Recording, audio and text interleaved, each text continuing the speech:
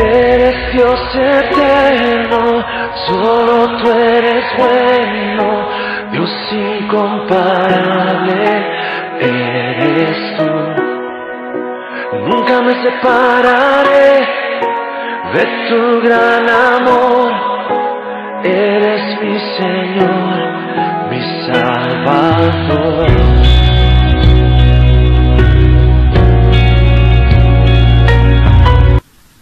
Muy buenos días, queridos hermanos. Estamos en el último domingo de este mes de noviembre.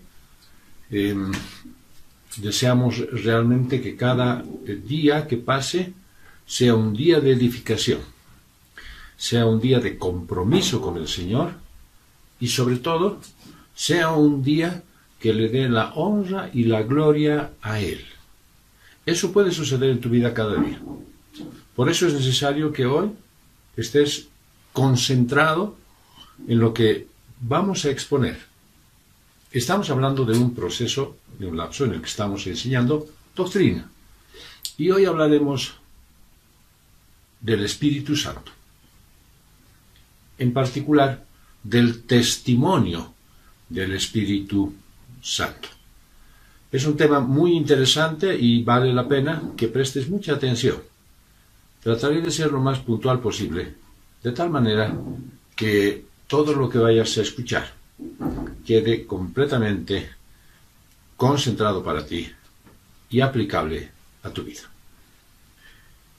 En cualquier juicio que incluye testigos, el testimonio que estos den es crucial para el caso. El testimonio es importante porque su función es ayudar a llegar a la verdad del asunto. Por eso se los llama a los testigos. Y en algunos juicios, el testimonio de los testigos es puesto en tela de juicio porque el carácter de los testigos es sospechoso. Por ejemplo, el testimonio de un psicópata mentiroso es de poco valor. No va a ayudar mucho para que un testimonio sea creíble. El testigo debe ser creíble. Cuando Dios testifica a través de su Santo Espíritu la verdad sobre algo, su testimonio es cierto. No puede ser recusado. El testimonio que tiene a Dios como su autor no puede fallar. Es absolutamente creíble. Se trata de un testimonio infalible. Procede del carácter más elevado, de la fuente más profunda de conocimiento y de la autoridad suprema. La confiabilidad en el testimonio de Dios impulsó a Lutero a declarar: el Espíritu Santo no es escéptico. Las verdades reveladas por el Espíritu son más ciertas que la propia vida.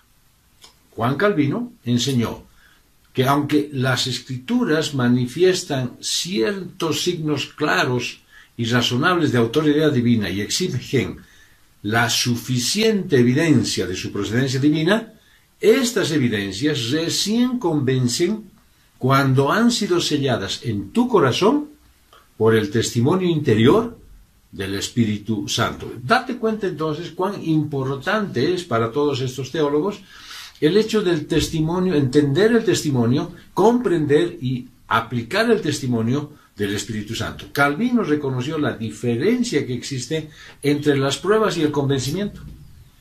Aunque seas capaz de ofrecer evidencias objetivas y precisas sobre la veracidad de la Escritura, esto no constituye ninguna garantía de que otras personas creerán, se rendirán a ella o la abrazarán. Para estar persuadido de su verdad, necesita todo el mundo la ayuda del testimonio interno del Espíritu. Eso hace que te sometas y te rindas ante la evidencia de la verdad de las Escrituras. En su testimonio interior, el Espíritu Santo no otorga información nueva o secreta, ningún argumento que no estuviera a tu disposición de otro modo. Lo que hace en realidad es obrar sobre tu espíritu para quebrarlo y vencer tu resistencia a la verdad de Dios. te mueve a rendirte a las enseñanzas claras de la palabra de Dios y a abrazarlas con total seguridad. El testimonio interno del Espíritu no es una huida al misticismo o un escape al subjetivismo, donde los sentimientos personales se elevan a un rango de absoluta autoridad. Es totalmente real y cierto. Pero existe una diferencia crucial entre el testimonio del Espíritu Santo a tu espíritu y el testimonio humano de tu espíritu. El testimonio del Espíritu Santo es a la palabra de Dios. Viene con la palabra de Dios y a través de la palabra de Dios. No viene por fuera de la palabra de Dios o sin ella. Del mismo modo que el Espíritu Santo da testimonio a tu espíritu de que eres hijo de Dios, confirmándote con su palabra, el Espíritu Santo también te asegura interiormente que la Biblia es la palabra de Dios. No deja lugar a dudas. ¿Quién sabe? Una de las razones por las cuales muchos no leen la Biblia, y estoy hablando de personas que no tienen el testimonio del Espíritu Santo, no leen la Biblia porque no la entienden. Recuerdo que esa podría definirse como una experiencia mía. Desde tiempos muy antiguos el Señor me tenía correteado. Me venía hablando a través de personas, a través de libros, revistas y de todas las cosas que Él encontraba para llamar mi atención.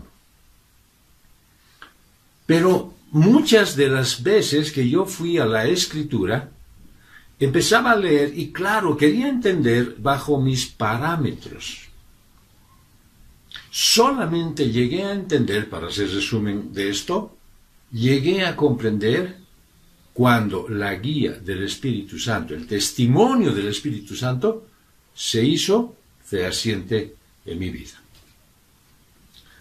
Punto número 1, la vida en el Espíritu contrasta con la vida en la carne. Y vamos ahora al texto base que está en Romanos 8, del 1 al 17. Capítulo 8, versos 1 al 8. Ahora pues ninguna condenación hay para los que están en Cristo Jesús. Porque la ley del Espíritu de vida en Cristo Jesús te libertó de la ley del pecado y de la muerte.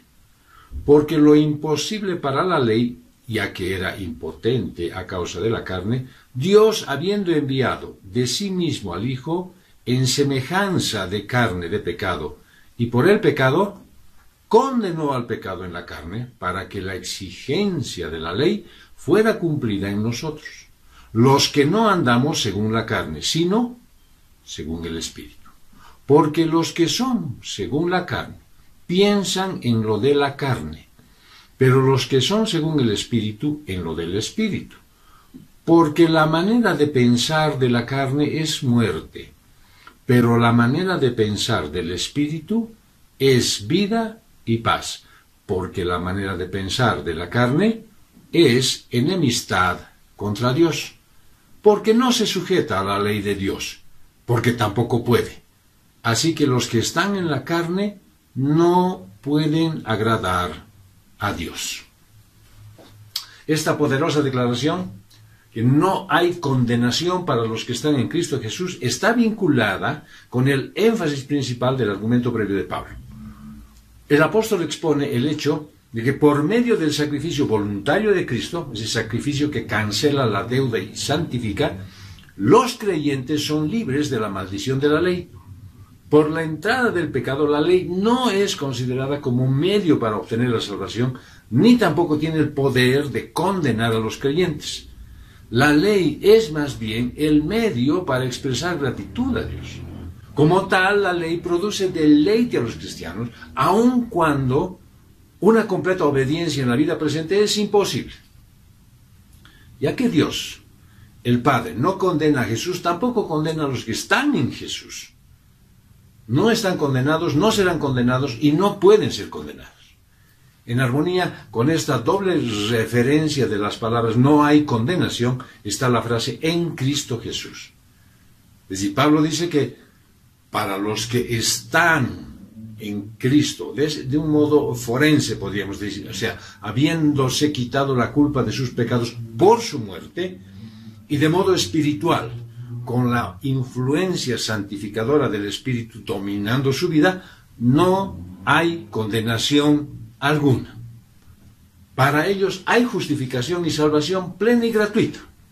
La justificación y la santificación siempre van juntas. El término ahora pues, que dice en el inicio mismo de este capítulo, Pablo, es muy importante. Significa que lo que él dice viene de un argumento lógico. Es como si Pablo dijera, puedo probar lo que digo aquí. Y esto es lo que él prueba.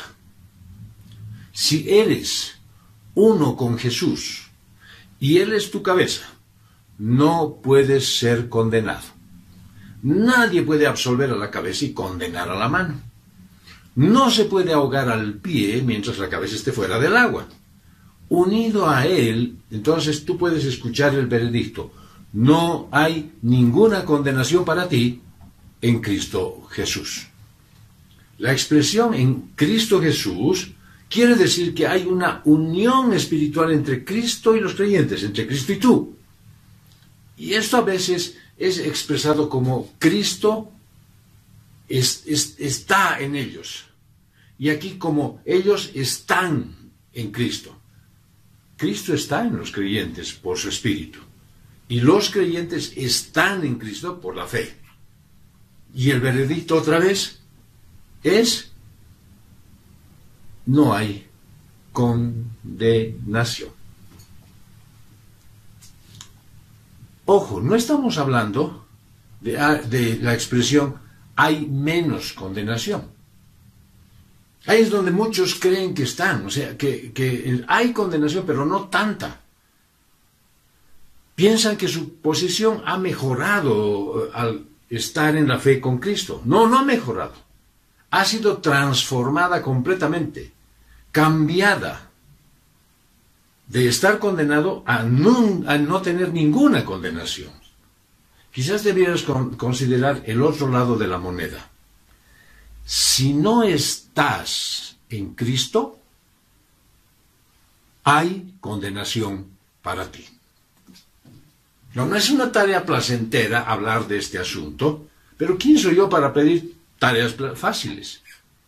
Lo que Dios ha atestiguado en las Escrituras es lo que los siervos del Señor debemos testificar a la gente. Si no estás en Cristo Jesús y estás caminando en pos de la carne, no has escapado de la condenación. Quiere decir, sí hay condenación para ti. Este estado de confianza y paz, de no hay ninguna condenación, viene luego de la confusión y el conflicto en Romanos 7, que muchos se han quedado, les diré. Muchos creyentes o que dicen ser cristianos están todavía en Romanos 7. Ahí Pablo ve a Jesús y halla su posición en él. Pero este capítulo es mucho más que una respuesta a Romanos 7. Une pensamientos desde el comienzo de esta carta. Romanos 8 comienza con ninguna condenación y termina con ninguna otra cosa creada nos podrá separar del amor que es en Cristo Jesús. Y en medio no hay derrota. También es cierto que los que están en Cristo no deberían andar conforme a la carne, sino conforme al Espíritu. Esto representa como una condición para mantener el estatus de ninguna condenación. Eso quiere decir una cosa muy clara. Yo pienso para mí y digo, realmente en Cristo Jesús no hay ninguna condenación. Yo estoy ahí y entonces analizo. ¿Estoy andando conforme al Espíritu o estoy andando conforme a la carne? Tu posición en Cristo es la razón de tu situación de ninguna condenación. Si tú estás en Cristo, quiere decir que no andas en la carne, entonces no hay ninguna condenación. Recibes esta gloriosa declaración de la corte celestial. La recibes, aunque lo que mereces en realidad es la condenación. La recibes porque Jesús llevó la condenación que tú merecías, que yo merecía, y tu identidad y la mía ahora se encuentra en Cristo. Y así como Él no está condenado, tampoco tú. Y hay un notorio contraste entre la vida en el Espíritu y la vida en la carne. Dice el verso 2 y 4 de este capítulo 8, la ley del Espíritu de vida en Cristo Jesús me ha librado de la ley del pecado y de la muerte. La ley del pecado y de la muerte era una ley fuerte y absoluta, pero la ley del Espíritu de vida en Cristo es aún más fuerte, y la ley del Espíritu te libera de la ley del pecado y de la muerte. Eres hecho libre de la ley del pecado. No es que vas a ser, estás en un proceso, eres hecho libre, a pesar que inevitablemente pecas. ¿Eso encontrarás un contrasentido? Si soy totalmente libre, ¿por qué peco? Y la verdad, según lo que tomamos de la palabra de Dios, como cristiano, no tienes que pecar. No tienes que pecar porque has sido librado del dominio del pecado. Y has sido sacado de las garras de él, de esa jaula en la que estabas. Eres librado de la ley de la muerte. La muerte no tiene poder contra ti. Eres libre de la culpa del pecado, libre del poder del pecado. La ley puede hacer muchas cosas. Te puede guiar, enseñar y contar acerca del carácter de Dios. Pero la ley no puede darle energía a tu carne. Te puede dar el estándar, pero no puede darte el poder de agradar a Dios en tu carne.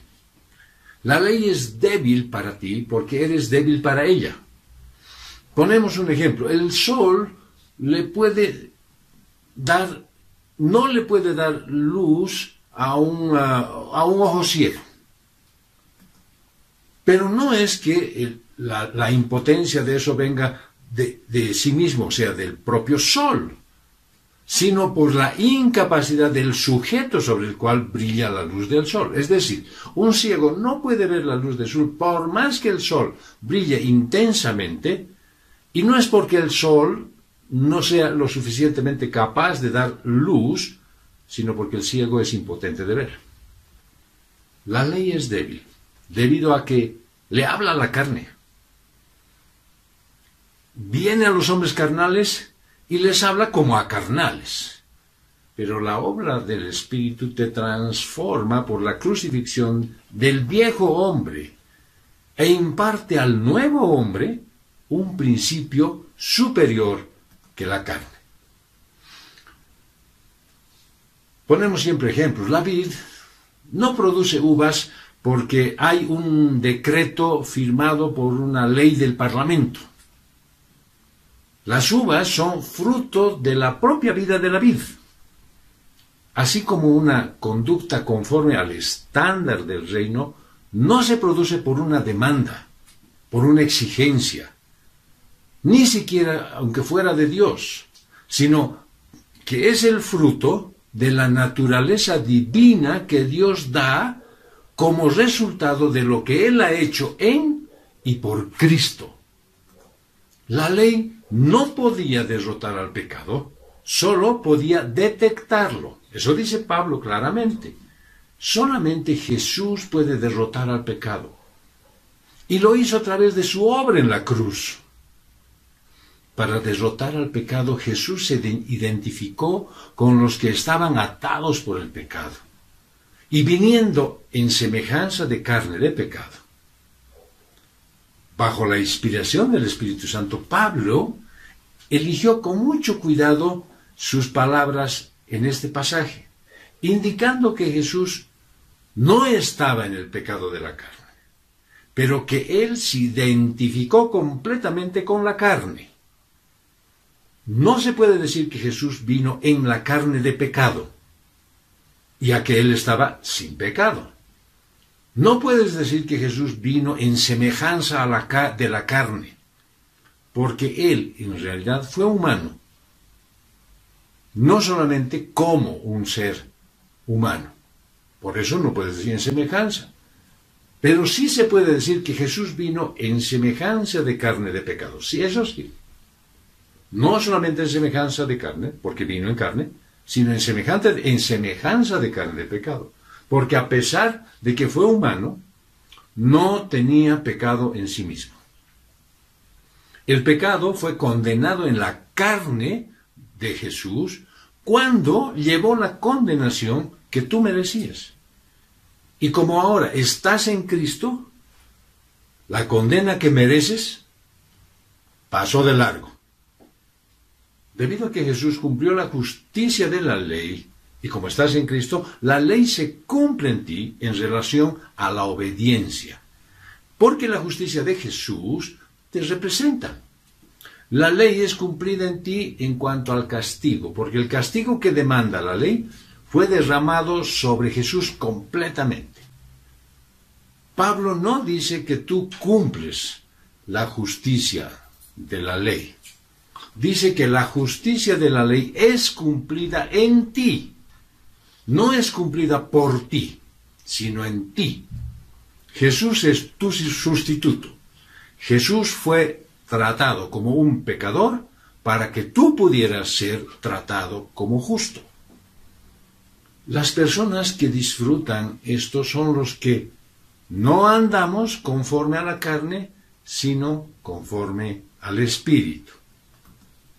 Tu vida está marcada por la obediencia al Espíritu Santo, no por la obediencia a la carne. Ponte a pensar en eso, ¿no es cierto? ¿Qué es lo que está pasando en tu vida? ¿A quién obedeces? Dios quiere que su Espíritu gobierne sobre tu carne. Cuando permites que la carne reine sobre el Espíritu, te encuentras atado por los patrones pecaminosos y la desesperación que marcaron la vida de Pablo en su lucha que refleja en Romanos 7. Tu andar, el patrón de tu vida, debe ser conforme al Espíritu, no conforme a la carne. Andar en el Espíritu significa que el curso, la dirección, el progreso de tu vida está dirigido ¿por quién? Por el Espíritu Santo. Es un movimiento continuo y progresivo. La carne está ahí, pero el cristiano no va en pos de la carne, pero la carne está ahí. Ahí sigue, esforzándose y haciendo guerra, fastidiando y entristeciendo, y seguirá hasta que el cristiano sea llevado al cielo. Está allí como extranjero, es una fuerza detestable, pero no tiene dominio sobre el cristiano. ¿Por qué? Porque el cristiano no anda detrás de ella, ni le obedece, no la acepta como su guía, ni permite que le conduzca a la rebelión. ¿Ese es tu caso, hermano? En esa tu lucha personal contra tu carne, ¿es al Espíritu al que le permites que guíe tu vida? ¿O es tu propia carne la que quiere luchar con ella? Tal vez son tus propios pensamientos y dices, me voy a portar bien. El Espíritu Santo es el que te da las pautas de lo que tienes que hacer. Dice el verso 5 al 8. Porque los que son, según la carne, piensan en lo de la carne, pero los que son, según el Espíritu, en lo del Espíritu. Porque la manera de pensar de la carne es muerte, pero la manera de pensar del Espíritu es vida y paz. Porque la manera de pensar de la carne es enemistad contra Dios, porque no se sujeta a la ley de Dios, porque tampoco puede. Así que los que están en la carne no pueden agradar a Dios. Pablo, de una manera fácil, para que sepas si caminas en el Espíritu o caminas en la carne, te pone algunos parámetros. Tienes que ver en qué cosas piensa tu mente. Los varones estamos dedicados a analizar, ya hace 3 lunes, ¿no es cierto?, cómo Pablo nos guía a conducir nuestros pensamientos en, más bien, cosas que deben tener muchísimo valor en el reino, que en cosas que nosotros le damos mucha importancia, pero que solamente pertenecen acá a la tierra. La mente es el campo de batalla donde luchan la carne y el espíritu. Pero no vayas a creer que los que piensan en las cosas de la carne son esos pecadores bien empedernidos. No lo creas así. Pueden ser personas nobles, con buenas intenciones. Pedro tenía buenas intenciones cuando le dijo a Jesús que evitara la cruz. Pero Jesús les respondió a Pedro con estas palabras muy fuertes: me eres tropiezo porque no pones la mira en las cosas de Dios, sino en las de los hombres. Mateo 16:23. Cuando tu mente está ocupada en las cosas de la carne, traes muerte a tu vida. Pero cuando te ocupas del Espíritu, traes vida y paz. Sin embargo, debes protegerte contra esa espiritualidad falsa y ver que Pablo se refiere a la carne como instrumento de rebelión contra Dios. Pablo no habla de necesidades físicas y emocionales normales, sino de la gratificación pecaminosa que traen estas necesidades. La carne pelea contra Dios, porque no quiere ser crucificada ni entregada al Señor Jesucristo. No quiere vivir lo que dice Pablo en la carta a los Gálatas. Gálatas 5:24. Pero los que son de Cristo han crucificado la carne con sus pasiones y deseos. Los que son de Cristo, su carne está crucificada con sus pasiones y sus deseos.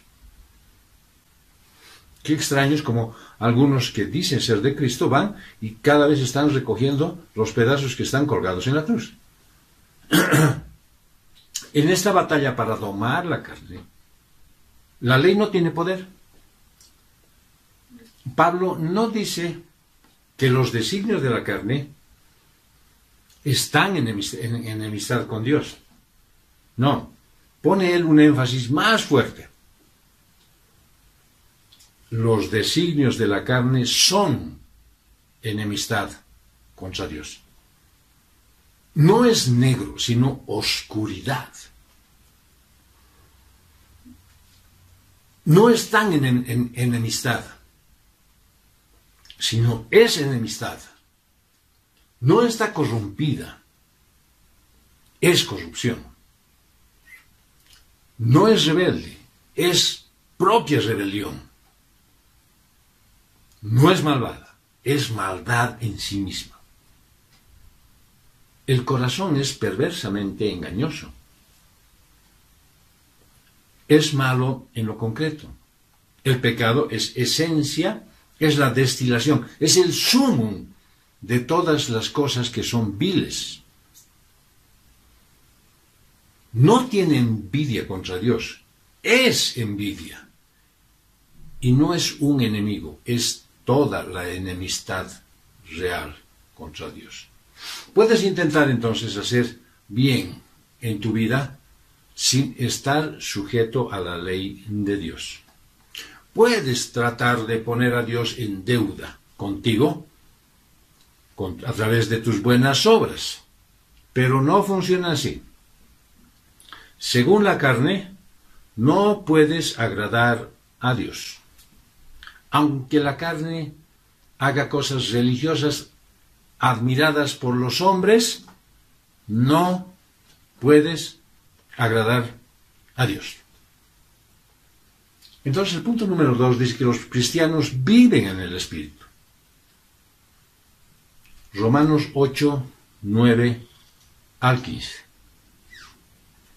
Mas vosotros no vivís según la carne, sino según el Espíritu. Si es que el Espíritu de Dios mora en vosotros. Y si alguno no tiene el Espíritu de Cristo, no es de él. Pero si Cristo está en vosotros, el cuerpo en verdad está muerto a causa del pecado, mas el Espíritu vive a causa de la justicia. Y si el Espíritu de aquel que levantó a los muertos, a Jesús, mora en vosotros, el que levantó de los muertos a Cristo Jesús vivificará también vuestros cuerpos mortales, porque su Espíritu que mora en vosotros. Así que, hermanos, deudores somos, no a la carne, para que vivamos conforme a la carne. Porque si vivís conforme a la carne, moriréis. Mas si por el Espíritu hacéis morir las obras de la carne, viviréis. Porque todos los que son guiados por el Espíritu de Dios, estos son hijos de Dios.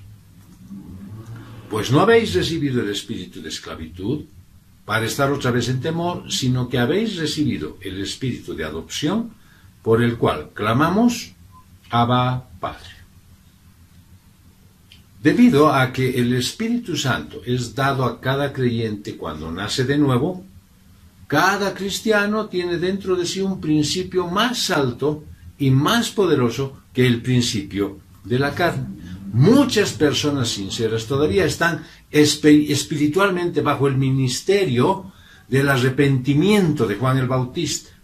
Su estado es prácticamente el de la lucha de Romanos 7. Ahí se han quedado, donde no se menciona a Cristo ni al Espíritu Santo, sino solo a un alma estimulada que libera una batalla bajo el sentido del deber, no en un sentido de plena aceptación de Cristo con el sello del Espíritu Santo.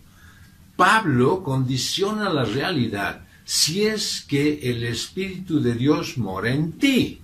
Significa que como creyente tienes el Espíritu Santo. Por lo tanto, es equivocado dividir a los cristianos entre los llenos del Espíritu y los no llenos del Espíritu. Si una persona no está llena del Espíritu Santo, entonces no es cristiana. Muchas personas sinceras están viviendo todavía en esa condición. Sin embargo, muchos se pierden la oportunidad de vivir la vida cristiana en plenitud constante del Espíritu porque no son llenos del Espíritu, como lo ordenó Pablo en Efesios 5:18. No tienen la experiencia de lo que Jesús habló cuando describió los ríos de agua viva que fluyen del creyente.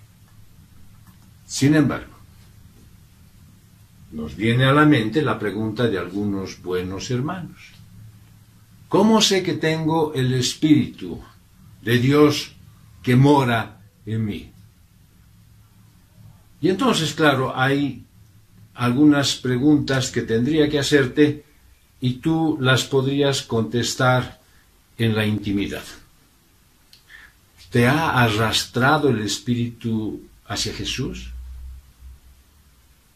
¿Ha puesto el Espíritu en ti el deseo de honrar a Jesús? ¿Te conduce el Espíritu a ser más como Jesús? ¿Está obrando el Espíritu en tu corazón? Puedes contestar eso tú en la intimidad. Entonces concluimos que, ya que Jesús vive en ti, si tú has contestado todas esas preguntas, sí, es cierto, el Espíritu gobierna mi vida, entonces el viejo hombre, o sea, tu cuerpo está muerto, pero el Espíritu vive y reina y vivirá. Su salvación aún está ahí por medio de tu cuerpo mortal por la resurrección. No solamente estás en Cristo, sino que Él también está en ti. Y ten en cuenta una cosa, que Dios no puede morar en un hogar con pecado. Así es que el cuerpo, el viejo hombre, tuvo que morir cuando Jesús entró. Con esto quiero decir una sola cosa. Probablemente hemos andado confundidos pensando en que yo sigo viviendo en el viejo hombre y también en mi nueva naturaleza. Y que de repente el Espíritu del Señor está conmigo cuando estoy bien, es decir, cuando soy obediente, y cuando cometo una transgresión el Espíritu de Dios se aparta de mí. Nada más falso que eso. Cuando el Señor entra en ti, el pecado sale y ha muerto. Tu obligación, por lo tanto, tienes al Espíritu del Señor en ti, es vivir en el Espíritu. Tu deuda es con el Espíritu, no con la carne. Dice así el verso 12 y 13. Así que entonces, hermanos, somos deudores, no a la carne, para vivir conforme a la carne. Porque si vivís conforme a la carne, estáis a punto de morir. Pero si por el Espíritu hacéis morir las obras de la carne, viviréis. La carne, otra vez en el sentido estricto de la carne pecaminosa que está en rebelión contra Dios, no te dio nada bueno. Por lo tanto, no tienes ninguna obligación de complacerle o consentirle. Tu deuda es con el Señor, no con la carne. Pablo te recuerda que el vivir conforme a la carne termina en muerte. Necesitas recordarlo porque eres engañado constantemente al pensar que la carne te ofrece vida. Cuando haces morir las obras de la carne, forzando a la carne pecaminosa a someterse al Espíritu, debes hacerlo por el Espíritu, no por tu esfuerzo. De otra manera, si tú lo quieres hacer bajo tus parámetros y con tu propia energía, serás como un fariseo y espiritualmente orgulloso. Pablo dice que no solo eres salvo por la obra del Espíritu, sino que también debes caminar por el Espíritu si quieres crecer e ir tras la santidad en el Señor. No puede ser como algunos de los Gálatas que pensaron que podían comenzar en el Espíritu y luego encontrar la perfección espiritual a través de la carne. Eso está en Gálatas 3:3. Vivir en el Espíritu significa que vives como un verdadero hijo de Dios. Dice el verso 14 y 15, porque todos los que son guiados por el Espíritu de Dios, estos son hijos de Dios. Porque no recibisteis espíritu de esclavitud para estar otra vez en temor, sino que recibisteis el espíritu de adopción, por el cual clamamos, Abba Padre. Es lo perfecto, lo ideal, lo correcto, que los hijos de Dios sean guiados por el Espíritu de Dios. Sin embargo, no debes pensar que ser guiado por el Espíritu es una condición previa para ser un hijo de Dios, porque en realidad te haces hijo primero y luego el Espíritu de Dios te guía.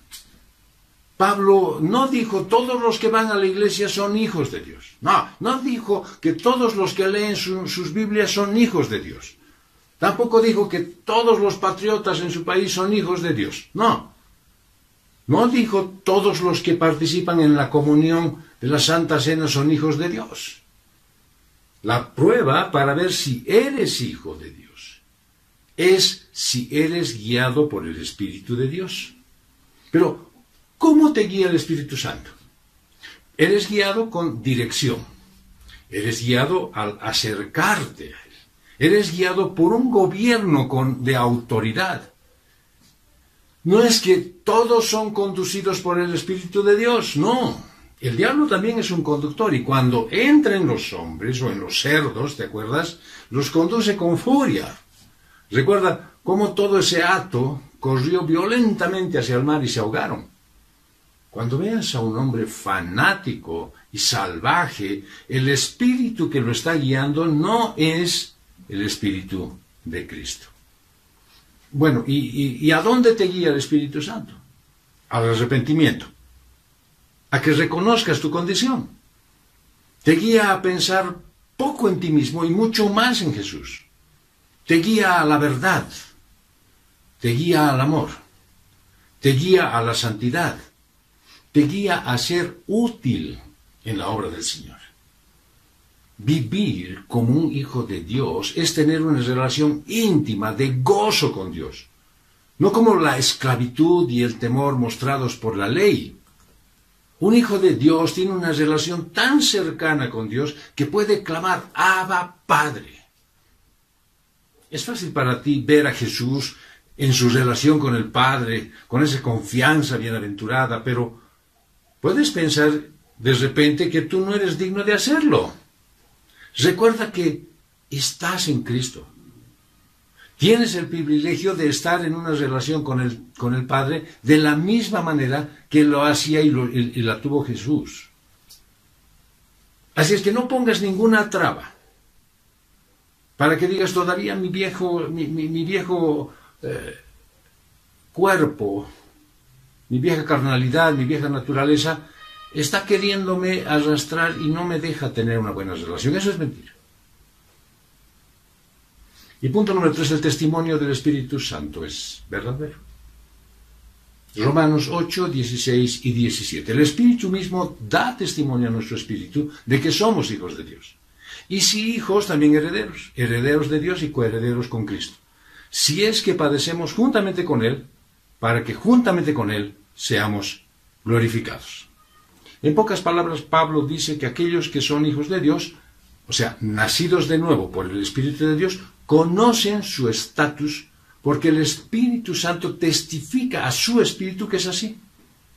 Esto no quiere decir que no haya quienes piensen o asuman erróneamente que son hijos de Dios sin el testimonio del Espíritu Santo. Hay mucha gente que se cree cristiana, pero también hay cristianos cuyas mentes están tan nubladas por los ataques espirituales que creen la mentira que, después de todo, tengo mis dudas de que soy hijo de Dios.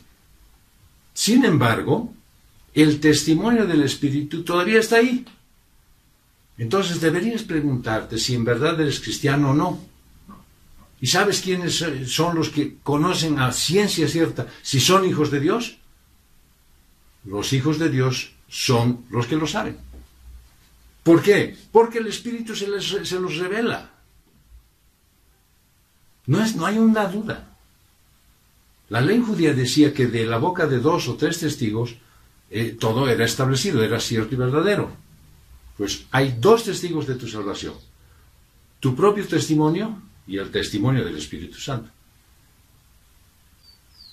Hay una palabra griega que equivale a estas 3 palabras. Da testimonio conjuntamente. Por eso no dice que el Espíritu de Dios sirve de testigo a tu espíritu, sino que el Espíritu de Dios da testimonio porque tu espíritu le admite como guía y maestro. Cree que la adopción de Dios es cierta. Tu inteligencia jamás te va a dar esta confianza por sí misma sin el testimonio del Espíritu, sin que el Espíritu la impulse a eso. Además, aquí existe una explicación a esta frase. Pues al atestiguar el Espíritu que eres hijo de Dios, pone al mismo tiempo en tu corazón una seguridad tal que te impulsa a invocar a Dios como Padre. ¿Te diste cuenta que la oración modelo que el Señor Jesús nos enseñó empieza con Padre nuestro? Y que muchos lo repiten, pero pocos son los que de verdad lo manifiestan con certeza. Y en efecto no hay nada que pudiera incitarte a hablar más que la firme seguridad del corazón. Y si el Espíritu no te diera testimonio del amor paternal de Dios, no podrías orar. Podrías recitar una oración, pero no podrías orar Padre nuestro. ¿Por qué no puedes orar a Dios si al llamarle Padre no estás seguro que lo es? Jamás podrás probar tu fe sino por la invocación a Dios. Con razón el apóstol Pablo, al acercarte a esta idea, dice que el creyente sabe, si cree con inteligencia, que al abrazarse a esa promesa de la gracia y entregarse a la oración, lo está haciendo por alguien que sí reconoce como Padre. Hay muchas filosofías que estorban esto los sofistas, por ejemplo, y tienen sus creencias y hablan de una conjetura moral que en realidad es una incertidumbre y una ansiedad espiritual, o más bien una duda o desorientación de su parte. Porque hay una respuesta de Pablo a esta objeción. Y él se pregunta, ¿cómo es posible que el hombre conozca la voluntad de Dios? Porque no es una certeza que proceda de la inteligencia. O sea, tú no puedes conocer, ¿no es cierto?, la voluntad de Dios porque tengas grandes conocimientos de aritmética, de matemáticas o de ciencia o de cultura, sino es un testimonio del Espíritu de Dios el hecho de que tú conozcas la voluntad de Dios. Eso el apóstol Pablo lo dice ampliamente en 1 Corintios 2, del 6 al 16. Bueno, ahí puedes buscar una explicación más amplia de este tema. Pero una idea segura es que nadie puede ser llamado hijo de Dios hasta que se reconozca como tal. Y ese conocimiento es llamado sabiduría por Juan en su primera epístola, en el capítulo 5, versos 19 y 20. Para, digamos, destacar mejor esta certeza. Volvemos al tema. Debido a que estás en Cristo, tienes el privilegio de relacionarte con el Padre de la manera que lo hace Jesús. Por lo tanto, eres heredero de Dios y coheredero con Cristo. Ser hijo de Dios significa tener una herencia. En Lucas 18, el hombre principal preguntó a Jesús, ¿qué haré para heredar?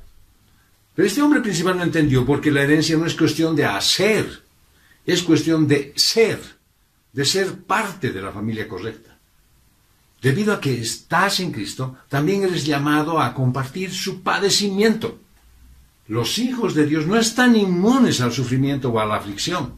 De hecho, el compartir los padecimientos presentes es una condición para tu futura glorificación.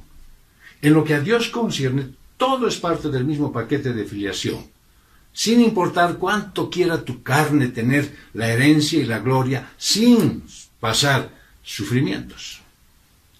Vamos a concluir. El Espíritu Santo testificó que Jesucristo es el Hijo de Dios en su bautismo y en su transfiguración. El Espíritu Santo es la verdad, no puede mentir, por eso su testimonio es seguro. El testimonio interior del Espíritu y todo lo que esté involucrado en el bautismo de Cristo y su muerte no son tres hechos sin relación. Los tres señalan a un acto de Dios en Cristo para la salvación del hombre. Habitualmente tú sueles recibir el testimonio de las personas, aunque son falibles. Entonces, con mayor razón debes recibir el testimonio que Dios te ha dado, que tienes vida eterna y esta vida está en su Hijo. Por lo tanto, el que tiene al Hijo, tiene la vida. El que no tiene al Hijo de Dios, no tiene la vida. Te pregunto, ¿tienes al Hijo de Dios morando en ti? Si es así, tienes el testimonio en ti mismo. El apóstol habla del testimonio interno que tienes como creyente. No es por medio de una voz interior mística, sino por el fruto que Él produce en ti. La seguridad de la salvación es una obra de la gracia del Espíritu Santo y no tiene origen humano. Algunos esperan recibir vida eterna. Juan dice que puedes saber que la tienes. Tu certeza se debe basar en la promesa de Dios que Él te ha dado vida eterna por medio de su Hijo. Eso es cierto. Ya sea que te sientas cerca o lejos de Él. No importa cómo esté tu relación en este momento con el Señor. La vida eterna no se basa en sentimientos, sino en hechos. El que cree en el Hijo de Dios tiene vida eterna. Por eso, como Hijo de Dios, puedes vivir confiado en la salvación. Esa salvación que te dio la obra del Señor Jesucristo. Sabes que tienes vida eterna porque crees en la verdad de Dios. Pero el que no cree, dice Juan 3:36, el que no cree en el Hijo de Dios, el Señor Jesucristo, no tiene vida eterna. El que rechace el testimonio de Dios acerca de su Hijo, en realidad está cometiendo la blasfemia más grande, porque equivale a llamar mentiroso a Dios. No puedes pensar en la vida eterna aparte del Hijo, ni puedes pensar en el testimonio aparte de Él. La vida eterna es la vida con Cristo y en Cristo. Esto está enfatizado por medio de un doble énfasis. La vida y el Hijo van juntos. Es imposible poseer la una sin el otro. Si no estás seguro que eres cristiano, pregúntate si en realidad has dedicado tu vida a Él. Si Él es el centro prioritario de tus pensamientos, de tus sentimientos, de tus emociones. Si en realidad has aceptado al Señor Jesucristo como tu Señor y Salvador. Si piensas en eso y tus respuestas son afirmativas, sabrás por fe, no porque lo digo yo, no porque tú ese rato has buscado y decir, creo que me conviene decir que sí he hecho ambas cosas, sino porque el Espíritu de Dios te da testimonio a ti de que eres su Hijo. Entonces sí, tendrás la plena certeza que eres Hijo de Dios. Vamos a orar. Señor Dios y Padre nuestro, Abba Padre, cuán dichosos nos sentimos en este momento al dirigirnos a ti, Señor. Porque hoy nos diste a todos los que somos tus hijos la tranquilidad completa de que estamos en ti. Lamentamos, Señor, que no estamos viviendo a plenitud en el Espíritu. Lamentamos, Señor, que todavía dejamos que nuestra carne gobierne nuestras decisiones, muchas de ellas. Por eso, Señor, te pedimos que tú nos limpies de toda maldad, que nos des la capacidad de ser limpios por tu Espíritu, Señor. Que nos des el entendimiento de tu palabra en cada cosa que hagamos, porque tu Espíritu nos lo revela. Y gracias, Dios, porque hoy podemos presentarnos delante de ti con nuestras ofrendas, tal como estamos, porque tenemos la plena certeza que lo que hacemos lo estamos haciendo porque es tu voluntad. Señor, hemos estado viviendo muchísimo tiempo como aferrados a algunas costumbres y algunas tradiciones. Gracias, Dios, porque a través de estas enseñanzas tú nos das la posibilidad de dejar las cosas que nos agarraban a este mundo y gozarnos de las maravillosas bondades que tú nos das y disfrutaremos eternamente contigo en el paraíso. Gracias, Dios. Gracias, Padre. Encomendamos nuestra iglesia, nuestra vida, y lo hacemos dichosos, porque sabemos que tú nos guías a través de tu Santo Espíritu. Y gracias por el testimonio de tu Espíritu hacia nosotros, que nos da la tranquilidad de saber que somos hijos tuyos. Por eso te damos gracias. Y lo hacemos en el nombre de Jesús. Amén. Pues yo quiero simplemente animarte, mi querido hermano, mi querida hermana, animarte a que te aferres más al Señor, que sigas la guía de su Santo Espíritu, que dejes de lamentar las equivocaciones porque simplemente hiciste caso a tus instintos, a tus conocimientos, que a partir de hoy todo lo que tú vayas a hacer, decir, decidir, y que sea parte de tu accionar, esté sujeto a la guía del Espíritu Santo, porque Él testimonia que la palabra de Dios es verdad. Y que tú estás llamado a vivir en el Espíritu y no en la carne. Que sea una semana de júbilo. Que sea una semana llena de victorias. Y que al final de cada jornada tengas muchísimas razones para darle gracias a Dios.